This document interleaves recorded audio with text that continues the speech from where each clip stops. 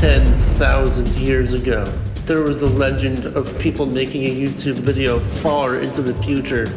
But now, future time is in the present time. 10 legendary dubstep artists and the person making the video brings you at least 7 dubstep tips and tricks. And the real video starts now. First off, we have music tips from Shark's Music Tips Official. Number 1. To add interesting crunch to your basses, you can try recording your sound to layer it on top of itself. Then distort the layer to the extreme.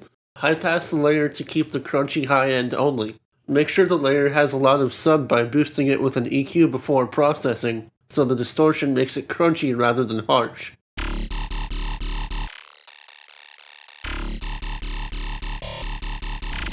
Two. Sub bass is very important in dubstep. As a bass-heavy genre, it's essential that it sounds good when it's played on a live setting or on your headphones. You want your sub bass in the drop to be very consistent and long enough so the vibrations are intense. To do that, Sharks recommends using more basic and shorter drums rather than drums with more character and subtail. 3. Add pitch bends to your sub in the drop to make it more interesting. 4. Tension and release is very important in dubstep and EDM. If your build-up doesn't build enough energy before the drop, no matter how good the drop is by itself, it's not going to sound good unless you have the proper build-up of energy before it. You shouldn't overdo the build-ups either. Too much tension and not enough release can make the listener feel frustrated, and not having enough tension will make the song sound uneventful and boring. 5. When using Serum to sound design, which I know you do, hold left Alt while moving a point from an LFO to snap it to the grid. 6. If you struggle creating ideas fast enough when inspired or struggle being creative enough, that sucks. But alternatively, try cutting out the repetitive parts of your workflow. One of the best ways to do that is to make a template that loads most of the steps unrelated to creativity so you can draft a song when you open your DAW. For a dubstep template, Sharks recommends using a kick, snare, and hi-hats that fit most songs, a sidechain trigger that's already set up, sub bass, bus for basses, effects, synths, drums, and a piano. 7. To make basses or stabs more metallic, one unique way is to use a convolution reverb with a short metallic hit, such as a pan, as the impulse. Corpus inside Ableton can do this, and is a cool method that works with gun basses. But if you don't have Ableton, Object Delay is a very close equivalent of Corpus as a VST that works with FL Studio and other DAWs. 8. To make your dubstep mix the good mix, you need to get rid of muddy frequencies. One thing to note about digital audio is that the lower the frequency, the harder it is to hear, like trying to hear sub on a phone speaker. This transition starts at 120 Hz and below. In contrast to that, the frequencies become easier to hear above 400 Hz, which is where the melodic content of most songs is. Sharks describes 200 Hz as the area where a lot of content can get confused if it's too muddy. 9. Sharks gave me a very interesting way to think about muddy frequencies. Think of a blank canvas with a dot in the middle. If you blur the image, the dot is now blurry dot. You can still kind of tell what the original was meant to be. Put a picture on a blank canvas of something complex and blur it. Now, I don't even know what it is. Apply this concept to the 200 Hz range. EQ out that range for most of your drop sounds, and then just let the distortion of the sub play in that range. Also, don't layer a lot of sounds there in other parts of your song. 10. The last tip from Sharks Music Official is about clarity. You can get away with layering instruments in the high end a lot, especially compared with sub and other low frequency elements. However, if you want a clear mix, make sure you remember to EQ out some highs from elements that don't need them. Like in your drop, your basses and your cymbals should have most of the high end. Other elements like background stuff doesn't really need it, so you can EQ it out. The next artist was foreshadowed in my 2012 YouTube video where I played Minecraft. Alright, so this is my Skybreak city office. Like I said in the video, it's Skybreak. Number 11. M Freeform Phase is a highly advanced and free disperser where you can draw in your own shapes and make the depth go up to 10,000%. And make sure to set the quality to low to avoid pre-ring. 12. If you're stuck on a certain part of your song, drag in a part of another song that inspired you. For example, if your intro or drop is inspired by another song, model your build-up energy and flow off of it. You'll have enough of your own flair to make sure it sounds original. And remember, as Skybreak famously always says, all music is a mashup. 13. There's a common mistake where melodies don't repeat well within an 8-bar phrase. This sounds fine for solos, but for a melodic hook, you want to make sure you have a motif that repeats throughout the melody. 14. To speed up your workflow and establish a signature sound, make a folder of samples you will always use when you make a new song. This folder should be pretty small, and only have samples that are your absolute favorites that can work in most songs, like your favorite kick drum, cymbals, or effects loop. 15. To gather more perspective in the mixing stage of your song, stem out your sounds and put them in a new project. This will get rid of all the plugins and stuff that bottles up your CPU and allows you to fully concentrate on making each section sound good. 16. Don't get lost in the technicalities of music production. If you want to make a career out of this, the opinion of people who don't make bass music but enjoy it are just as important as the people who actually produce it and know the technical side. Ideally, your song should appeal to both, but don't let great ideas get lost in technicality. Many successful artists like Imanu, Koan Sound, and Ow5 always make sure that relatable, great songwriting is an addition to really good sound design and mixing. 17.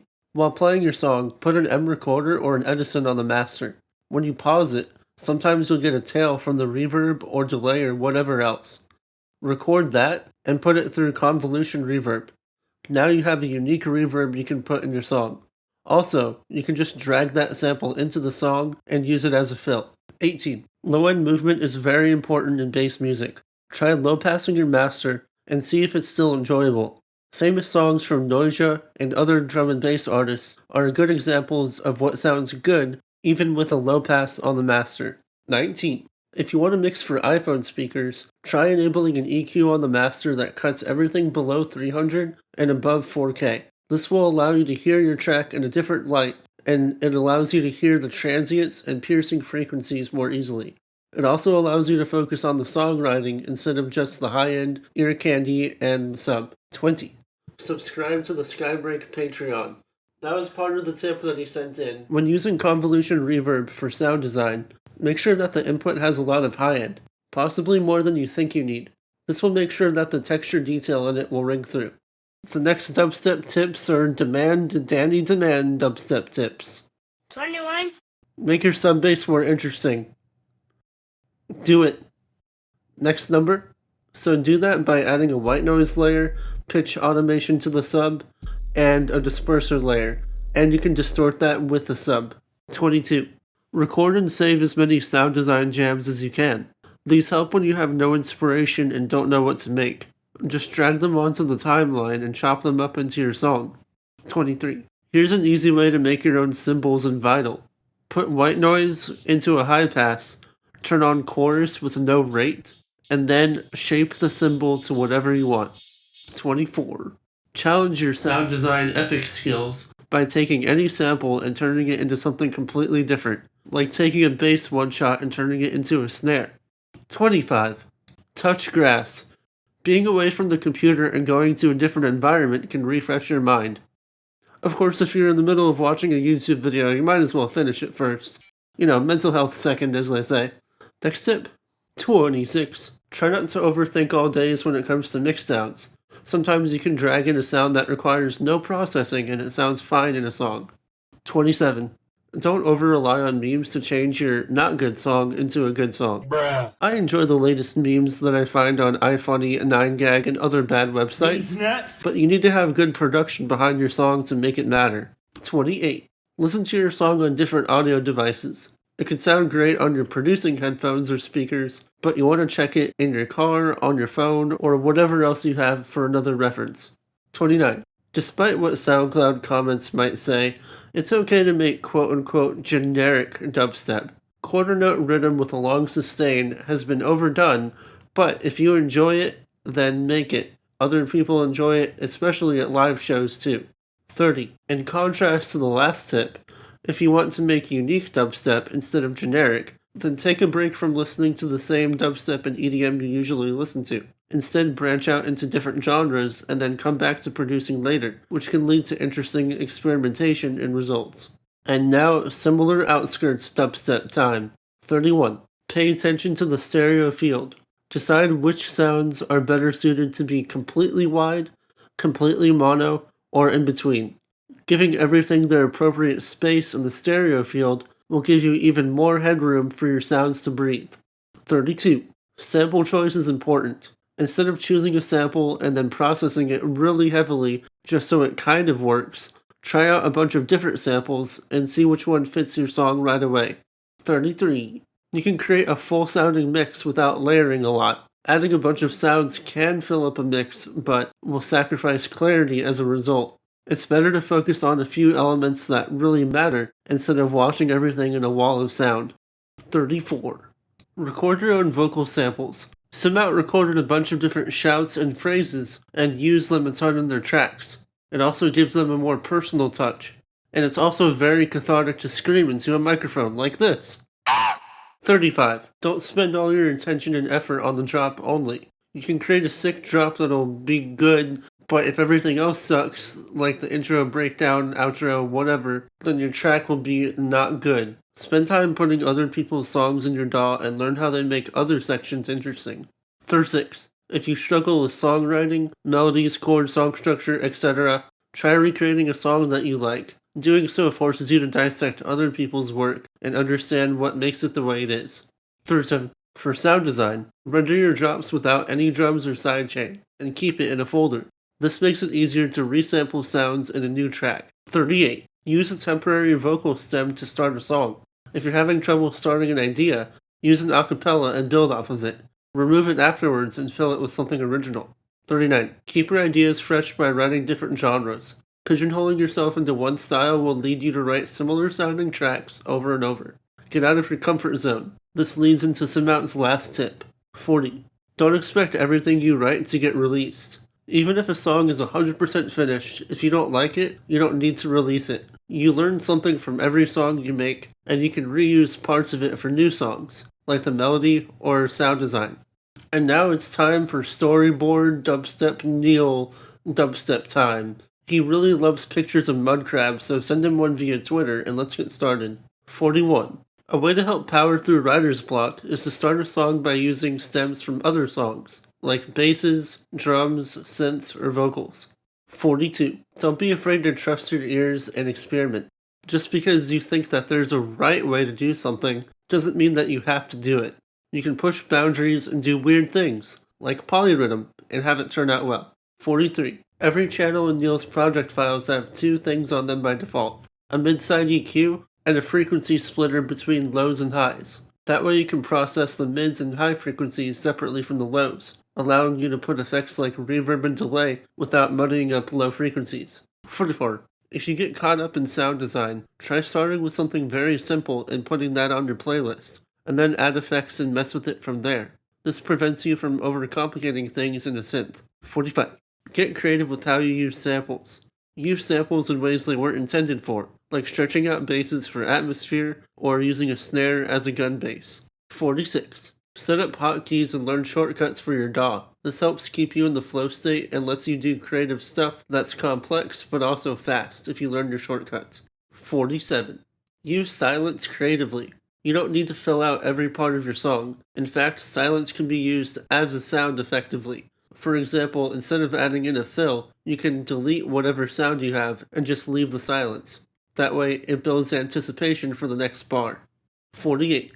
Try experimenting with different genres. Branching out can help inspire new ideas and help you view things in a different way. 49. Get feedback on your music. Don't just listen from your own perspective because you'll have a bias. And the best part is you can always not take the advice, but just hearing someone else's perspective is worth it. 50.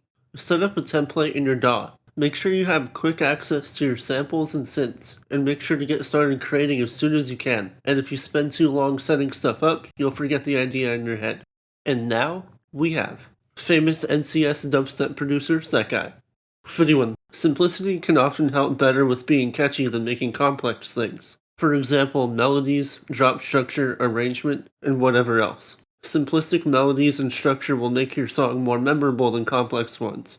52. Choose your samples well. Contextualize them, and just because it sounds good by itself doesn't mean it'll sound good in the song. So try out different samples in your song and see which one you like the most while the song is playing. 53.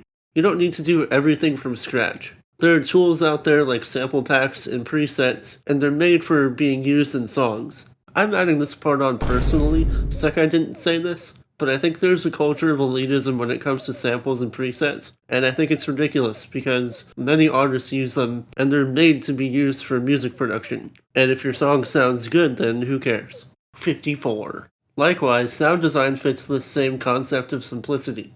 You don't need to always go over the top with it. Combining and layering simple sounds with processing can sound really good. 55. Speaking of layering, layers can help fill out your song a lot. Even if you have one main element, like a vocal, you can still add layers to the background that really fill out a song. 56. Dubstep is generally mastered pretty loud, but you still need to pay attention to your master bus. If you boost it too much, you'll have really unpleasant clipping and overcompression, which leads to a lack of dynamics and a less impactful song. 57. If you struggle with mixing and mastering, it could be part of the production stage, not the mixing and mastering stage.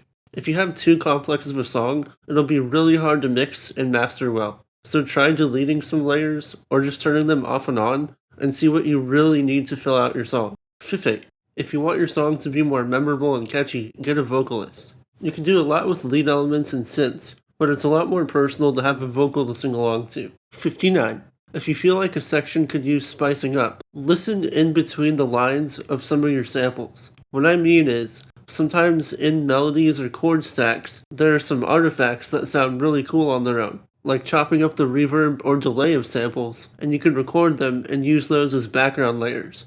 60. If you want to listen to your song with fresh ears, re-pitch everything up. You can put a pitching plugin on the master bus and listen to your song in a different scale.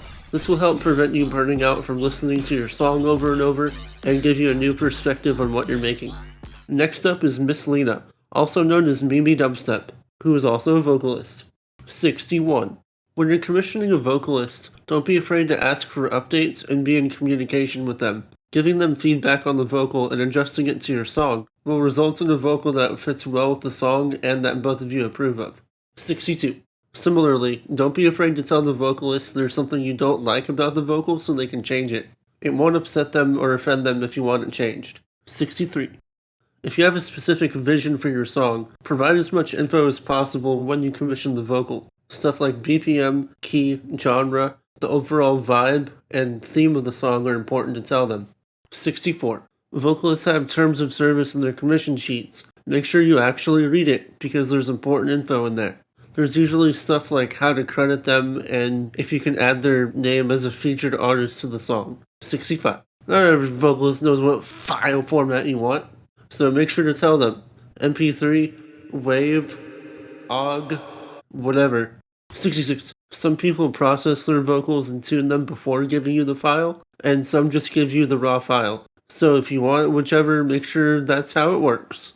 67. Send the vocalist the song they're on when you're done making it. It seems obvious, but you would want to know how good the song is if someone put your voice on it, or how not good it is. 68. Don't clout chase to get on a label by using a vocalist. Just because they get on a label doesn't mean you can get on the label too just by using their name in a song. 69. Numbers. Prices are usually fixed for most vocalists, so make sure you shop for one based on your budget first, instead of harassing one to lower their prices.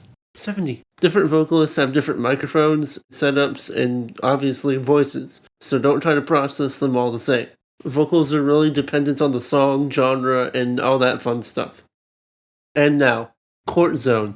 That block you have to mine and then craft into quartz in that one game.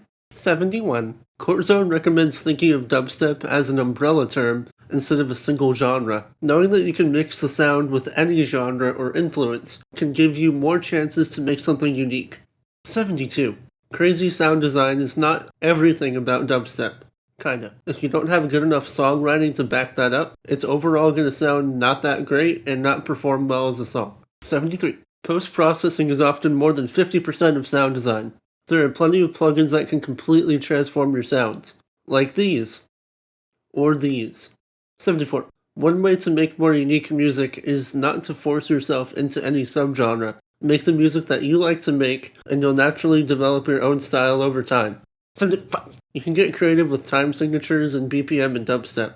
It doesn't have to be 140 or 150 BPM or a 4/4 time signature. You can try a wider BPM range and even try 3/4, 6/8, or Who Do We Appreciate for the time signatures. 76. Sound design sessions can help a lot with creative block. If you're too stressed out to write a full song, then just start with a sound design session, and making one cool sound can lead to another, and eventually you might make a song, or not. 77. Although certain keys and scales are used in bass music more often than others, you can use any of them, including major keys. You don't have to just stick with E minor or D sharp or whatever. 78. Don't get too obsessed with goals instead of the processes to get there. Focus on practicing and making music that you like, as well as collaborating, making friends, and having fun while producing. Don't get too burnt out just by focusing on goals. 79. Trying too hard to develop a signature sound won't really help you. The best way to do that is just time and practice, and eventually you'll get there without having to rush it. 80. One way to keep yourself inspired in the creative process is to make sure to dedicate time to listen to other music. Having dedicated sessions where you actually listen to music, and not just play it in the background of whatever you're doing, can be really inspiring and can help you feel creative. And now, Light Shard, who graced us with his video editing and voiceover, which means I don't have to. Frequency-based ducking. This can really help reduce frequency buildup and masking by making sound B dynamically duck out of sound A's way. Helpful for main elements you want to pin to the front, and when you need to carve out space to create clarity.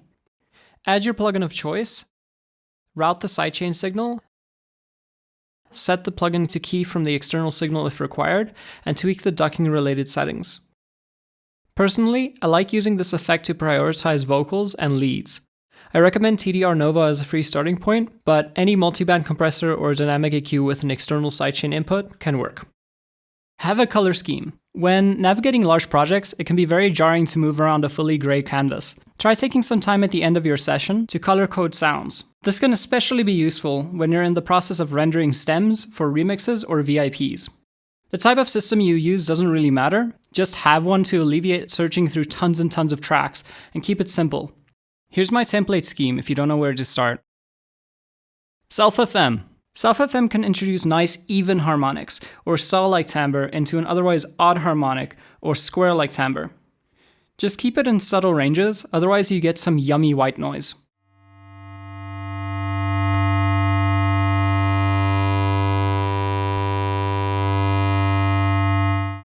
Noise source. Try using noise as the starting point for sound design. Adding other tones, filtering, and then distorting can result in some interesting sounds. In simple recipes, it can make organs, flutes, pops, clicks, drums, and a lot more. Space out sounds horizontally. Using space and time can prevent overlap of sounds. This can help make transients more audible, prevent collisions where sidechaining would have been needed, help with phase issues, etc. Overall, this could save you a lot of headaches in the mixing stage of a project.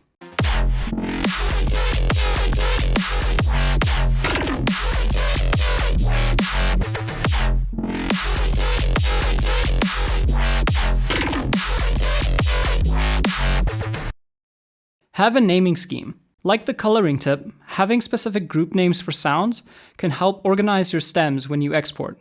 This makes life a lot easier, not just for yourself, but also for your engineer buddy, fellow artists, and possibly someday a student who wants to collaborate or learn from your work. Keep it simple and easy to understand for you and for anyone looking into your project. Removing DC. DC can become an issue when it causes distortion in undesirable ways. If you'd like to distort the sound further, you can try using a simple high-pass filter at 10 to 30 Hz. It's a very cheap way to filter DC, but it can often get the job done quickly and efficiently. Parallel processing. Using sends instead of direct processing can create more transparent effects and can help you sculpt the sound much further than using the effect in series. reverb and delay, distortion, compression, transient shaping, etc. So many effects can benefit from being used in parallel. Reverb and delay can be cleaned up by removing transients and filtering away muddy frequencies. Distortion can be made much more subtle, compression can be pushed much further, giving you hyped up transients or very thick and sustained sounds. If you use another track for parallel, then it can also be less destructive, because a stem could simply be deleted and redone at a later stage. Change your perspective.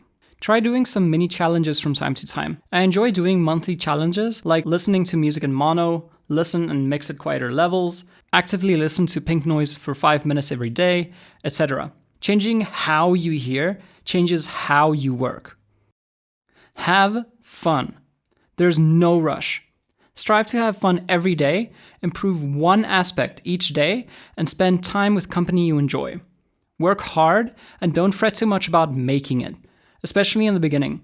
You do yourself the biggest disservice by forcing yourself into a hole you don't want to be in. On the flip side, it's good to have some systems and routines to consistently improve. Keep working at your craft and striving for telling your auditory story.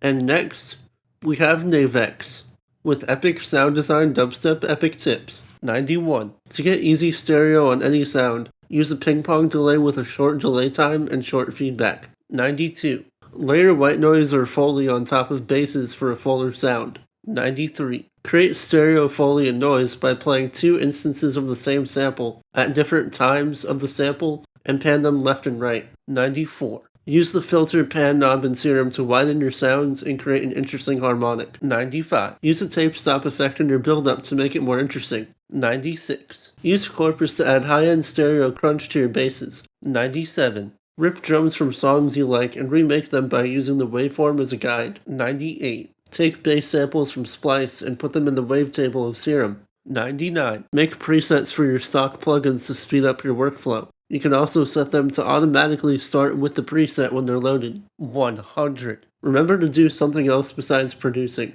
You don't want to get burnt out, and it's easy to do that if you spend all day producing.